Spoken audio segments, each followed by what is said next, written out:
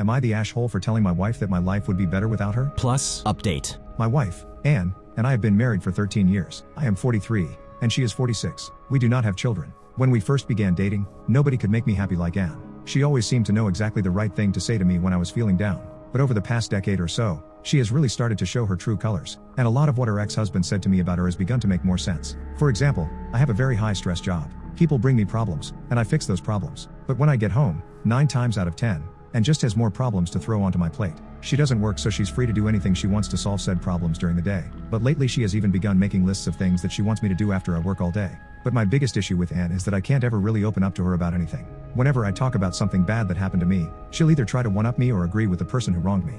Last Friday, I had a horrible day.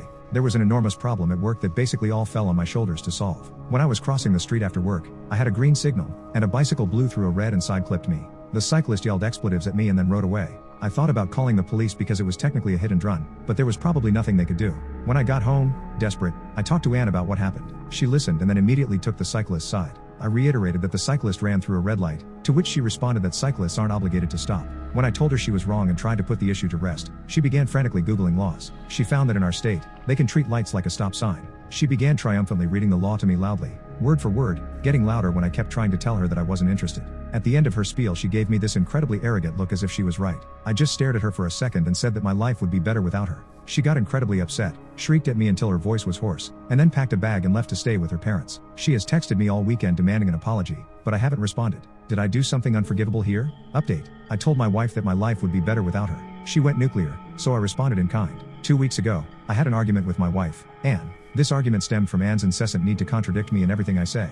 Anne left in a fit of rage to stay with her parents, and then kept spamming me with texts demanding an apology.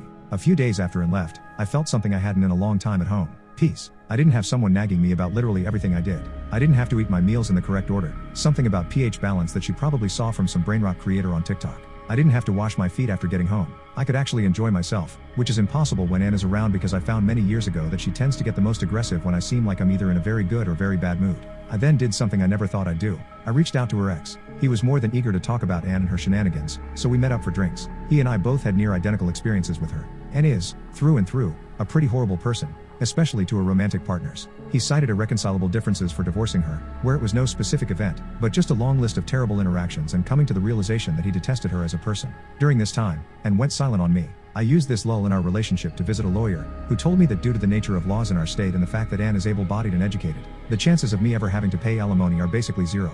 I called Anne at that point. She, for some reason, still expected an apology. I told her that I wanted a divorce. She threatened to take everything from me. I said she could try, but any further contact should be done through my lawyer. I'm fully happy to split our assets fairly. I'm fairly sure that Anne will agree to any deal that gives her more than half. It's just the way she is, and if it's a 55-45 split, I don't care. All I'll have to do is act like she got the better of me, and since she's lacking in the brain department, she'll happily agree. Thanks to everyone who responded in the last post with advice. Tons of you suggested divorce, which I think was what actually got me to consider it seriously.